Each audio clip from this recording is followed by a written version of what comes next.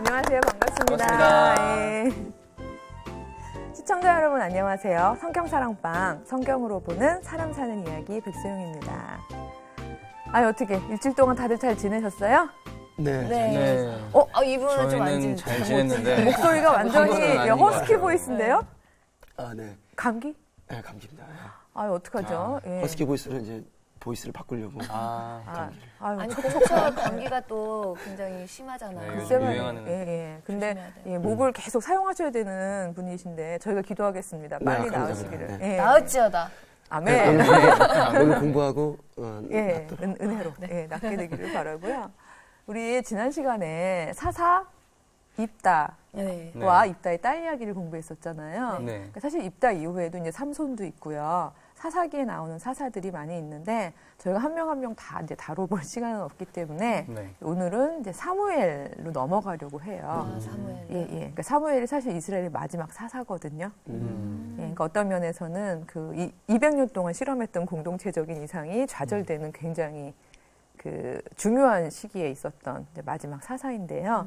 사무엘 이야기를 이제 다루어 보면서 저희가 이제 그 어떤 새로운 전환점 이런 부분을 묵상을 해볼 건데요. 입다 이야기를 하면서 사실 네. 지난 시간에 저희가 녹화 끝나고 막 쉐어링하다가 너무 귀한 나눔을 우리 용환 형제님이 해주셨었어요. 네, 맞아요. 기억나시죠? 네. 문득 생각난 건데 이제 입다의 삶이 참 형제들에게 버림받고 네. 그랬던 삶인데 요셉이 떠오르더라고요. 그래서 요셉의 삶도 형제들에게 이제 버림받고 팔려가고 했던 그 기구한 삶이었는데 달랐던 건 이제 요셉은 형제들을 용서했다는 것. 예, 그래서 다시 또 좋은 삶, 또 새로운 삶, 그 신앙의 선택을 좀 바르게 하지 않았나. 맞아요. 그 곡식을 구하러 네. 형제들이 왔을 때 애굽의 총리가 되어 있는 요셉 입장에서는 사실 입다처럼 페이백 타임 뭐 이렇게 생각할 수도 있는 부분이었는데 말씀대로 용서하고 신앙의 그 시각으로 해석한 거죠. 자기의 삶을. 그래서 우리 가족을 위해서 나를 먼저 보내신 하나님이시다. 이렇게 은혜스럽게 해석할 수 있었는데 입다도 그랬었다면 사적인 동기 없이 온전히 공적인 수행을 할 수 있었을 것 같고요. 그렇다면 딸을 구하는 그런 사사가 되지 않았을까 이런 안타까움이 있죠. 네. 그래서 그런 입다의 서원이 사실은 굉장히 어떤 면에서는 우리에게 슬픔을 주었고 그래서 우리가 막 바랬잖아요. 정말로 번제물로 드린 건 아닐 거야. 그냥 네. 성서의 일을 한, 그러니까 성소에서 온전히 일을 하는 그런 어떤 종교적인 그러니까 헌신을 하는 그런 삶을 살게 했다는 의미일 거야. 근데 이렇게 저희가 막 바랐었는데 사실 오늘 사무엘도 엄마의 서원으로 그렇게 그 성소에 바쳐진 아이였어요. 그래서 그 사무엘의 이야기, 그 첫 이야기를 오늘 시작해 보겠습니다. 네.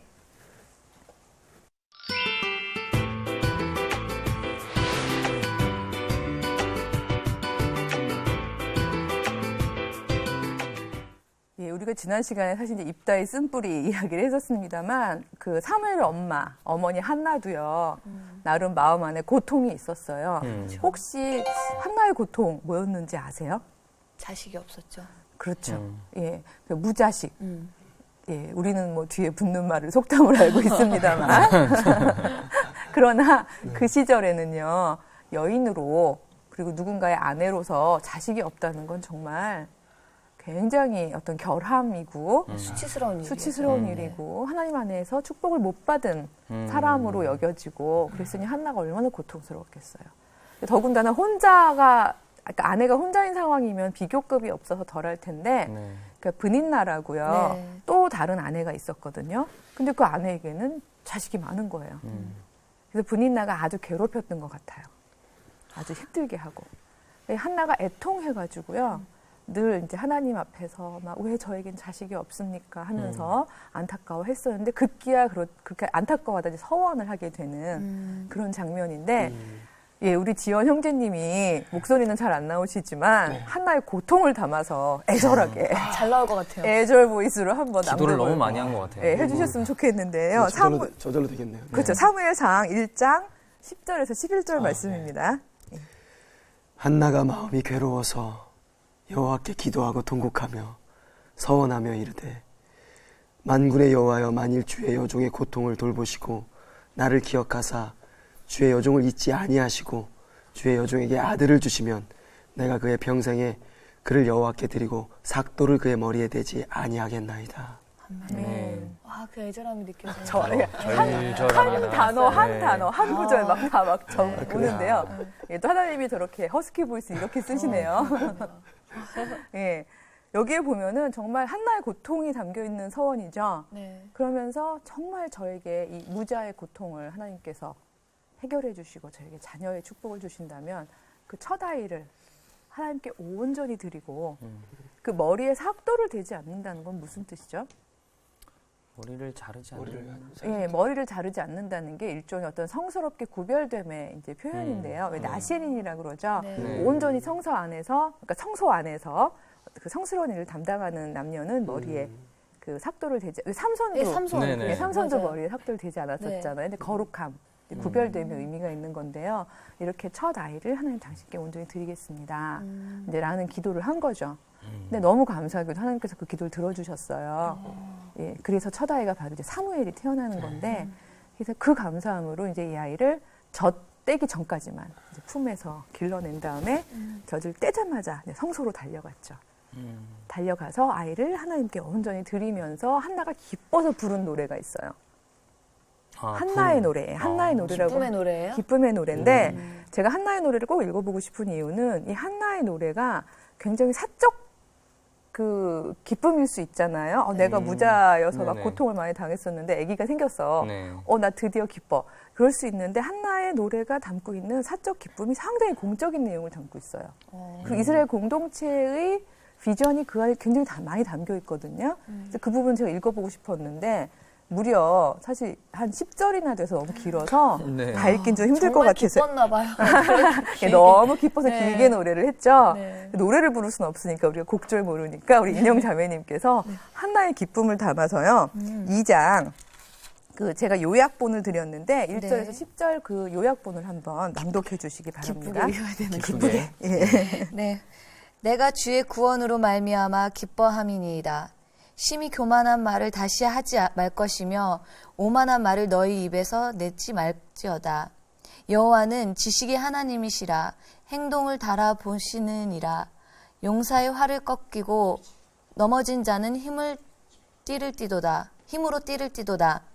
풍족하던 자들은 양식을 위하여 품을 팔고 줄이던 자들은 다시 줄이지 아니하도다.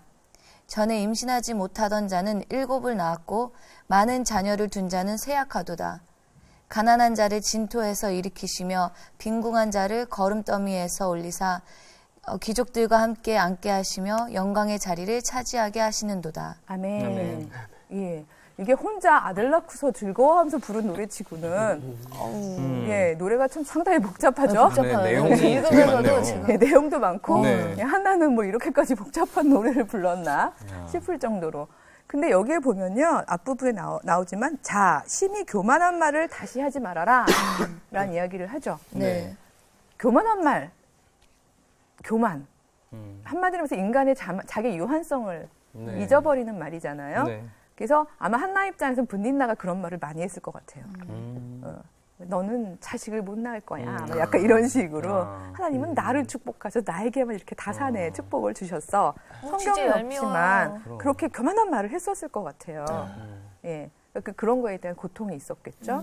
근데 문제는 그 자녀의 이야기만 하는 게 아니라 여기 보면 용사의 활은 꺾이고, 그렇죠? 네. 심지어 아주 풍족하던 사람은 먹을거리를 구걸하러 네, 다닐 네. 것이고 이런 이야기들이 있고 오히려 줄였던 사람은 배불러지고 무자녀여가지고 고통받았던 사람들은 7의 자녀를 낳는 성서에서 7이라는 숫자는 굉장히 축복된 네. 완전수거든요. 네. 그러니까 정말 풍족한 자녀를 얻는 그런 축복을 누릴 것이다. 이 얘기 듣다 보니까요. 어디서 저희가 성탄 특집에서 했던 노래였는데요. 뭔가 어떤 다른 여인이 불렀던 노래랑 내용이 비슷하다는 생각 안 드세요? 마리아의 노래. 네. 예수님의 어머니 네, 마리아가 마리아. 불렀던 네. 마리아 찬가랑 내용이 비슷하죠. 네. 예, 우리 시청자분들이 사실은 잊어버리셨거나 모르실 수 있기 때문에 네네. 한번 마리아 찬가도 짧게 네. 요약본으로 읽어보면 금세 아실 수 있을 것 같아요. 얼마나 비슷한지. 네. 우리 용환 형제님께서 네. 누가복음이죠. 네. 1장 46절 이하인데요. 이것도 이렇게 제가 줄여놓은 걸로 한번 읽어봐 주셨으면 네. 좋겠습니다. 마리아가 이르되 내 영혼이 주를 찬양하며 내 마음이 하나님 내 구주를 기뻐하였음은 그의 여종의 비천함을 돌보셨음이라. 보라 이제 후로는 만세에 나를 복이 있다 일컬으리로다. 능하신 이가 큰일을 내게 행하셨으니 그 이름이 거룩하시며 긍휼하심이 두려워하는 자에게 대대로 이르는도다. 그의 팔로 힘을 보이사 마음의 생각이 교만한 자들을 흩으셨고 권세 있는 자를 그 위에서 내리치셨으며 비천한 자를 높이셨고 줄이는 자를 좋은 것으로 배불리셨으며 부자는 빈손으로 보내셨도다. 그 종 이스라엘을 도우사 긍휼히 여기시고 기억하시되 우리 조상에게 말씀하신 것과 같이 아브라함과 그 자손에게 영원히 하시리로다. 아멘. 아멘. 이렇게 비교해서 읽으니까 굉장히 비슷한 걸 금방 네, 비슷한 알겠죠? 구절이 되게 많네요. 굉장히 비슷한 구절이 많죠. 네. 이게 이스라엘의 공동체적인 비전이었던 거예요. 왜냐하면 우리 만나 이후로 계속 얘기했지만 이게 뭐야? 이 새로운 질서 말이에요. 네네. 당시에 고대 근동에는 없던 음. 그 공동체적인 질서를 살아가겠다고 했던 사람들인데 그 질서를 아는 사람들은 그 신앙유산을 아는 사람들은 같은 노래를 부를 수밖에 없는 거죠. 지금 현재 네가 높은 자리에 있다고 자녀가 많다고 힘이 세다고 용사라고 아니면 부자라고 아니면 왕이라고 너희들이 그렇게 굴림하고 교만을 떨어? 이거 하나님이 원하시는 거 아니야. 네. 오히려 너희가 그렇게 교만하면 하나님이 억지로라도 끌어내리실 내리신다. 거야. 그리고 지금 가난하고 비천하고 보잘것없고 멸시천대를 받고 있는 사람들은 하나님의 백성이기 때문에 그들을 끌어올리실 거야. 그때 제가 얘기했을 때 이 구조를 이렇게 180도 돌리는 게 아니라 그랬었죠. 네네. 이게 오히려 어떤 면에서 하나님이 원하는 질서는 90도만 네. 수평하게 만드는 또 모든 사람들이 존중받는 질서라는 이야기를 했는데 그 비전이 한나에게 너무 잘 나타나 있어요. 한나의 노래에 보면요. 그 구절에 특히 그 마지막 부분인데요. 가난한 자를 진토에서 일으키시며 빈궁한 자를 거름더미에서 올리사 귀족들과 함께 앉게 하시며 영광의 자리를 차지하게 하시는도다. 이렇게 돼 있죠. 네. 네. 이 얘기가 귀족을 끌어내려서 시궁창에 던지고 음. 가난한 사람들을 그 자리에 올린다는 게 아니잖아요. 여기 보면 함께 앉는다고 그쵸. 되어 있죠. 함께 앉고 같이 영광을 누리게 하는 것. 사실 이게 성서적 비전이에요. 예. 그러니까 사실 어떤 다른 그 막 유토피아 이런 얘기하는 다른 비전들을 보면은 지금 군림하는 사람들은 왠지 벌을 받아야 돼서 막 다 내쳐지고 지금 고통받는 사람들만을 위한 세상을 유토피아라고 생각하는 그런 사상들도 있거든요. 세상적인 사상은. 근데 하나님께는 모두가 다 같은 생명이기 때문에 귀족들의 교만은 내리치시지만 그거를 저 바닥에 버리고 이들을 버리시겠다는 게 아니죠. 이들이 자기들의 교만을 반성할 수 있을 만큼만 내리시고 높이셔서 함께 영광을 누리게 하는 그런 수평적인 비전을 한나도 노래한 거죠. 그래서 한나도 마리아도 사실은 그 자기의 첫 아이를 하나님의 은혜로 받았을 때 같은 비전을 노래한 거죠. 네. 그리고 특히 그런 공동체의 질서가 이 땅에 이루어지기 위해서 내 아이들이 귀한 일을 할 거다. 내 아이가 귀한 소명을 가지고 귀한 역할을 할 거다라는 그런 믿음이 있었겠죠. 소망이 있었고. 그래서 한나는 정말 기쁨으로 젖된 아이를 사실요. 젖된 아이를 어디다가 떼어놓는 게 가장 엄마로서는 힘든 일이죠. 불안하죠. 예, 네. 그 마음은요. 정말 표현할 수 없을 것 같아요. 예, 저도 그게 안 돼서 7년을 일을 못했거든요. 아. 안 되더라고요. 마음을 아무리 독하게 먹어도 막 눈에 밟혀서 결국은 다시 품에 안을 수밖에 없는 그런 존재인데 그럼에도 불구하고 이 비전을 이루는 아이가 될 거야. 이 아이는 하나님의 아이야. 그리고 이제 온전히 드렸던 거죠.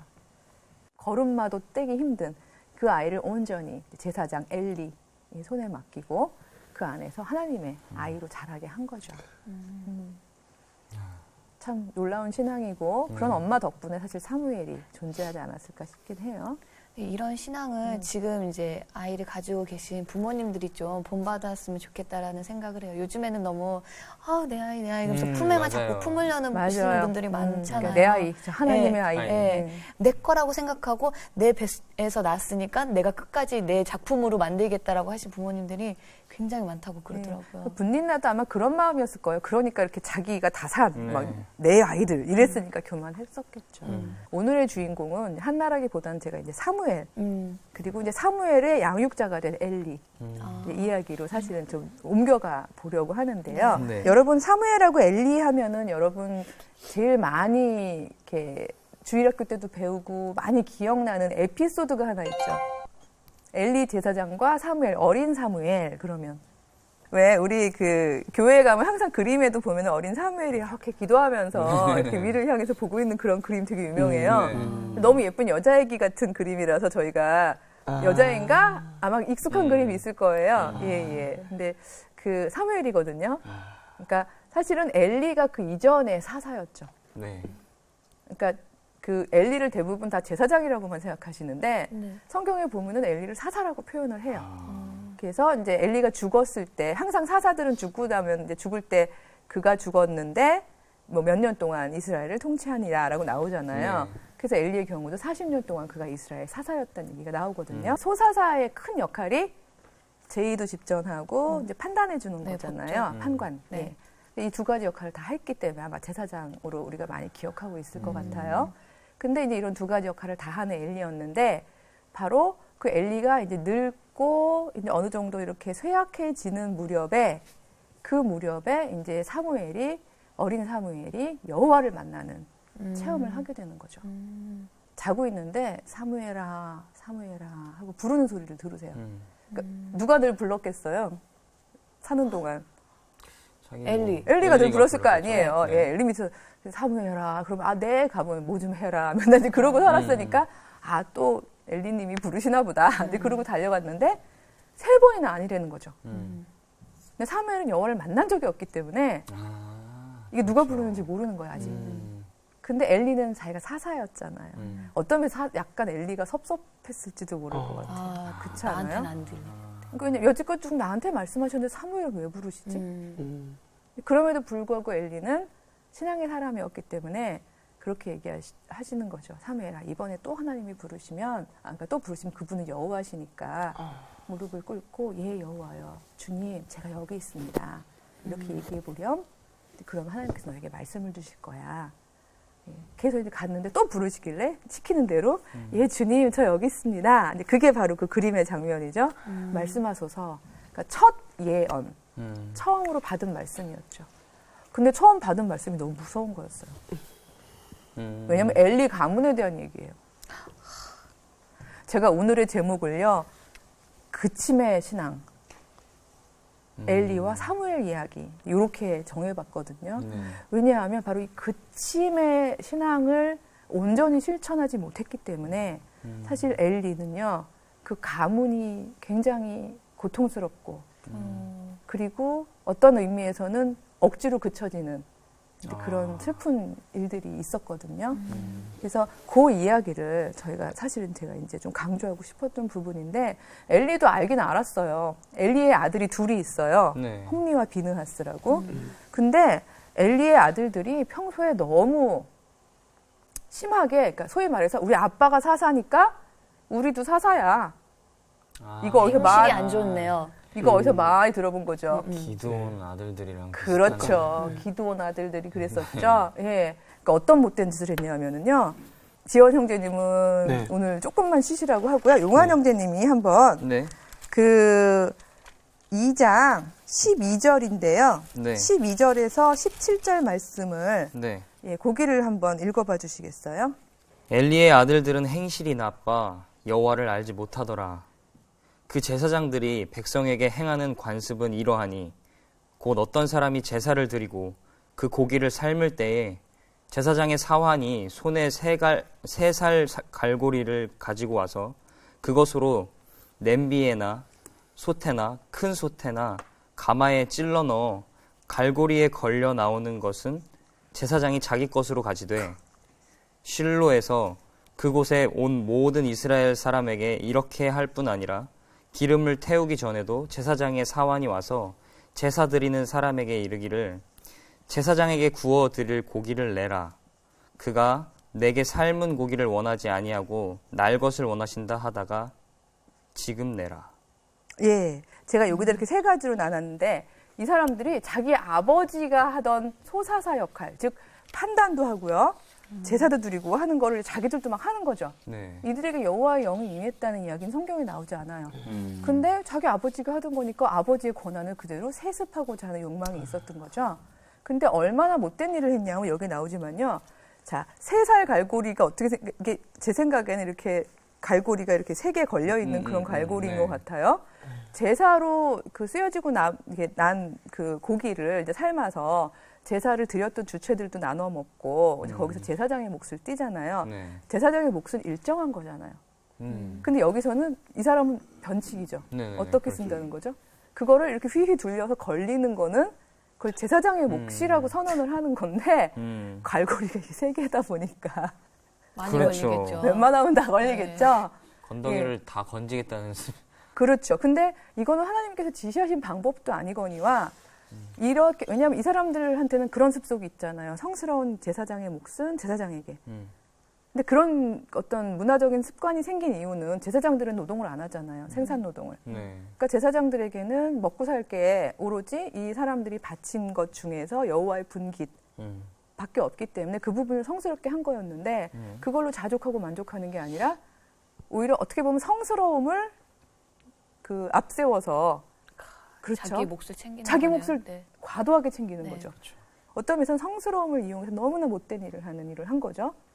그 다음에 날고기. 아니 왜 번제하고 굽기도 전에 날고기를 원했을까요? 저장해 놓으려고요. 저장보다는 뭔가 그러니까 이미 사실은 배고픔은 넘어간 거예요. 혹시 그 팔려고 그러는 거 아니에요? 그렇죠. 왜냐하면 이미 삶아진 고기들은 어떤 면에서 시장성이 없잖아요. 네네네. 얼마나 많이 건져서 얼마나 배부르게 먹었으면 이제 먹을 것 이상의 거를 욕심내는 거죠. 성경에서 제사할 때 그렇게 하라고 안 했음에도 불구하고 날고기를 챙겨서 이걸 이제 소위 말해서 이렇게 상인들한테 팔아서 금전적인 축복, 이렇게 어떤 착복을 하려는 근데 그런 마음까지 갖는 거죠. 읽으신 내용에는 안 나오지만 또 무슨 일까지 있었냐면요. 회막문 앞에서 그 성전의 그 모든 제사장들이 하시는 일들을 돕기 위해서 돕는 여성들이 많았거든요. 우리가 왜 해석한 바에 따르면 입다의 딸도 그런 역할을 하는 여성으로 되어 있죠. 그래서 구별되기 위해서 그 여인들은요, 그 처녀성을 가지게 되어 있어요. 그러니까 다른 여자들하고 달리 가족을 가지면 안 되는 그런 여자들이었는데 회막문에서 봉사하는 여인들하고 막 동침도 했어요. 그러니까 정말 아주 자기들의 어떤 제사장의 특권을 이용해서 정말 아주 행악을 했던 사람들이죠. 그래서 이들을 향해서 하나님께서 뭐라고 그러셨냐면요. 인간과 인간 사이의 분쟁, 인간이 인간에게 저지르는 죄는 하나님께 아뢰면 하나님이 판단해 주시지만 니네가 하나님께 저지르는 이 죄는 도대체 누가 판단해 주시겠니? 도대체 누가 용서해 주시겠니? 제발 그쳐라. 이제 여기서 제가 그침의 신앙이라고 얘기를 했습니다만 행함, 첫 번째 그쳐야 되고 행악을 물론 그치는 거죠. 근데 행함만이 아니라 사실은 여기서 제가 그쳐야 된다는 생각을 했던 부분 중에 또 하나는 그건 것 같아요.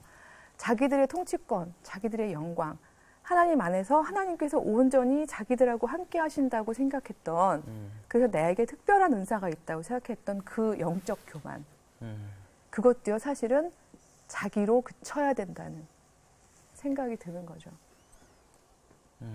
나의 영적인 신통력이라고 표현하면 될지 모르겠지만 나의 영적인 특별함이 은사가 내 가문에서 내 대대로 이어지고 내 아들들까지 이어질 거라는 착각은 그쳐야 된다는 거죠. 이 엘리도 사실은요 제 생각에는 은근히 그런 마음은 있었던 것 같아요. 아들들이 행악하지만 않는다면 그들이 그래도 하나님 안에서 어느 정도 영적으로 성스러운 것만 수행한다면 내 아들들이 사사가 돼도 되지 않을까? 라는 생각을 좀 했었던 것 같아요. 그러니까 그대로 두었겠죠. 그렇게 판관의 역할을 하는 모습들을. 근데 어떤 면에서는 그거를 애써서 사실은 그쳐줘야 되는 것 같아요.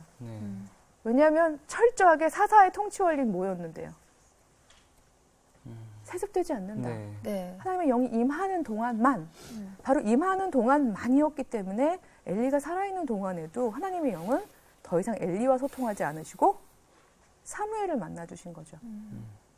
어린 사무엘이 세상에 이 가족에 대한 예언이 되게 심각했었거든요. 뭐였냐면요. 이 아들들은 다 결국은 용서를 받지 못할 거고요. 진짜 두려운 예언이 뭐였냐면은 엘리야, 니네 가문에 노인이 없을 거다. 물리적으로 수명의 축복을 누리는 사람이 없을 거다. 이런 얘기도 우리가 생각할 수 있지만 상징적인 의미로는 노인의 물론 굉장히 긍정적인 면이 많이 있죠. 지혜가 많으시고 또 어떤 삶의 여유가 있으시고 연륜이 있으시고 이런 거는 긍정적인 부분이지만 노인이란 말을 했을 때 우리가 부정적으로 생각할 수 있는 것 중에 하나는 말하자면 관습, 어떤 그 일상화되어 있는 어떤 습관 그런 것들을 좀 이렇게 계속 고집스럽게 가지고 있는 그런 모습도 우리가 소위 말해서 늙는 그러니까 젊음과 대비되는 어떤 늙음으로 볼 수 있는 부분이 있는 거잖아요. 네. 근데 그게 사실 엘리에게도 있었던 것 같아요. 그러니까 대부분의 사사들은 죽음으로서 하나님의 영이 떠나는데 사무엘이 어렸을 때 하나님이 엘리를 안 부르시고 사무엘을 불렀다는 얘기는 사실 엘리도 어떤 의미에서 영적 교만이 가득 찬 상태에서 하나님하고의 소통을 온전히 하지 못했었던 상황인 것 같죠.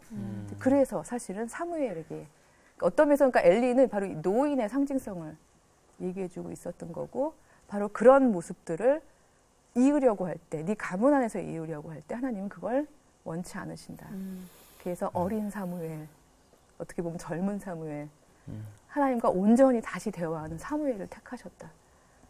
아마 여러분이 사무엘이라고 생각해 보세요. 그래서 지금 엘리 집안에 대한 그 모든 아주 세세한 그 일종의 어떤 저주의 이야기를 다 들었는데 정말 힘들었을 거예요. 왜냐하면 엘리는 정말 큰 사람이잖아요. 그렇죠. 사무엘이 볼 때는요. 자기가 젖대자마자부터 거의 영적 아버지잖아요. 네. 아버지 아버지 하고 따라다녔을 사람인데 그 가문에 대한 그 하나님의 엄청난 너희는 결국은 말하자면 영적 리더십이 그쳐질 거다. 인간적으로 유지할 수 없다. 그 얘기를 전해야 되는 상황이잖아요. 그래서 두렵지만 사실 이제 엘리가 물어봐요. 뭘 하시던. 예, 두 아들들도 그리고 가문에 노인이 없을 거라고 하세요. 엘리가 어느 정도 예상을 하지 그래서 않았을까. 제 생각도 그래요. 네. 예. 그리고 많이 반성하고 있었을 것 같아요. 그랬을 것 왜냐하면 같아요. 하나님이 나에게 말씀을 그치셨구나. 이거 자체가 얼마나 슬픈 일이에요. 근데 그거는요, 자기가 스스로 나의 어떤 영적인 영향력을 계속 지속하려고 할 때 하나님과의 소통이 그쳐지는 것 같아요. 그래서 제가 이거를 그침의 신앙이라고 한 이야기가 내 스스로 나의 영적 교만, 이걸 세속하려는, 그러니까 아주 계속 이으려는 거를 그쳐야지만 하나님께서 계속 우리와 만나주신다는 생각이 드는 거죠. 근데 이 역사가요, 심지어 사무엘에게도 일어나요. 아, 네, 그걸 저희가 다음 시간에 다루어 볼 건데 사실 사무엘은 이 어린 사무엘은 지켜봤었잖아요. 예, 그렇죠? 봤는데 네. 또 그런 그렇죠. 실수를 예, 또 한 엘리 가문의 이런 일들을 봤었고 내 이 영적인 리더십이 계속 지속된다는 건 이건 인간적 교만이구나. 그저 내가 나 살아있는 동안에 온전히 하나님하고의 관계 이것만으로 내 리더십은 임시적이어야 하는 거구나 하는 이거를 계속 강조했어야 되는 건데 사무엘도 나중에 보면요. 다음 시간에 하겠지만 나이가 들면서 그 부분을 놓치게 되는 그런 일들이 있었거든요. 그리고 어떤 의미에서는 이 신체적 나이의 늙음이 아니라 이 노인됨이라는 거요. 이거의 의미에 있어서 우리가 영적으로 우리가 늙지 않았으면 좋겠다는 생각이 들어요. 그러니까 말하자면 우리는 이제 알 거 다 알고 있고 우리는 확신에 차 있어. 그러니까 난 이걸 지속하고 싶어 하는 그런 마음이 아니라 그침.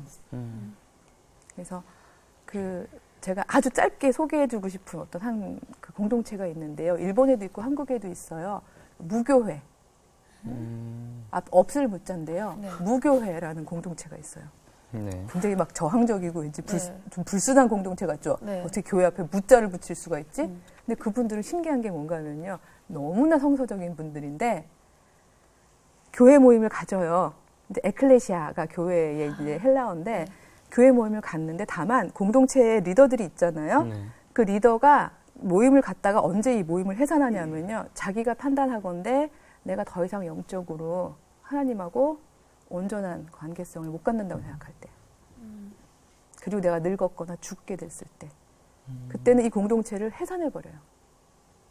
그리고 그 당시 그때 모였던 사람들 중에서 또 하나님의 영으로 그들이 새로운 공동체를 또 만드는. 그러니까 그 무교의 모임에는요, 그러니까 말하자면 무슨 무교의 뭐 50주년, 100주년, 200주년 기념 이게 없는 거죠. 그냥 내 한 신앙인으로서 내 삶 속에서만, 내 삶 안에서 하나님이 임만을 하시는 동안만 나는 내 신앙적 공동체를 만들어 가겠어요. 그래서 그 없을 무자는 소위 말해서 제도교회 없음. 그러니까 제도로서의 어떤 영적 교만으로서의 인간적인 걸 존속하려고 하지 않음. 이런 고백이 있는 거거든요. 그래서 그분들은 언제나 죽고 나면 그냥 그쳐요. 그러니까 제가 그침의 신앙, 그렇다고 저희가 지금 와서 모두 그걸 닮자는 얘기보다도 이 그침의 신앙이 주는 교훈이 거기에 있는 것 같아요. 인간의 걸 영속하려고 할 때,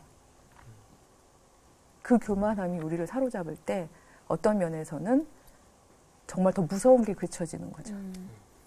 그렇죠? 목회자들도 평신도들도 저희가 하나님하고 유난히 더 관계할 때 바로 이 부분을 명상했으면 좋겠어요. 엘리, 그 이름이요. 하나님은 존귀하시다. 하나님은 높으시다. 이런 의미이거든요. 그 삶 속에서 그렇게 하나님을 높이며 살았던 그가 늙음에 결국 자기와 자기 자녀들을 높였을 때 어떤 일이 있었는가. 이런 부분을 우리가 묵상하면서 우리가 겸손한 삶을 살았으면 좋겠습니다. 기도로 마칠까요? 네. 사랑의 하나님 감사를 드립니다. 오늘은 그침의 신앙이라는 제목으로 엘리 그리고 사무엘의 이야기를 공부해 보았습니다. 아무리 저희가 영적으로 하나님과 긴밀하고 친밀한 관계를 유지하고 있다고 할지라도 이것이 하나님의 영의 힘이지 저희들의 힘이 아님을 고백하게 하여 주시옵소서. 그래서 이것을 영속화하려는 자식에게 물리고 또 이것을 견고하게 하는 어떤 시스템을 구축하고 이런 모든 욕심을 저희가 마음속에서 가질 때마다 그걸 그칠 수 있는 그런 신앙을 허락하여 주시옵소서. 예수님의 이름으로 간절히 기도드렸습니다. 아멘.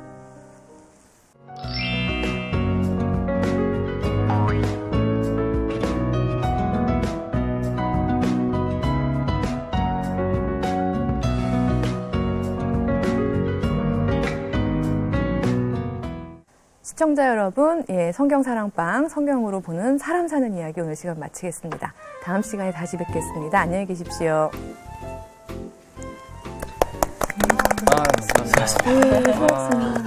너무 고생했어요. 네, 어떻게 보면 아슬아슬 막 그래서. 저는 근데 그침의 신앙이 신앙뿐만 아니라 무슨 일을 하든지 간에 자기가 놔야 할 때는 놔야 돼요. 그리고 나이가 자기가 많다고, 저는 나이가 많지는 않지만 되게 고집 고집이 많으신 분들이 많잖아요. 성경사랑방 홈페이지에 궁금하신 점이나 시청 소감을 남겨주신 분들에게는 추첨을 통해 선물을 드립니다.